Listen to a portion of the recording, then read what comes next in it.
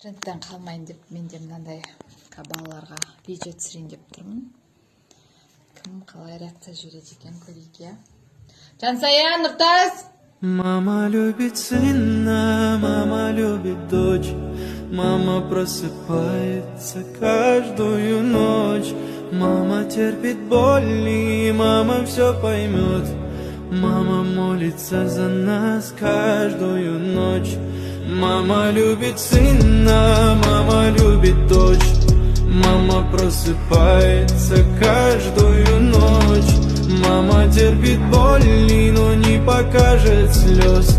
Мама молится за нас каждую ночь. Болған соң тағы түсек дейді ғой балам. Енді жыламайым дейді, иә? Мама, Түсіреміз ба?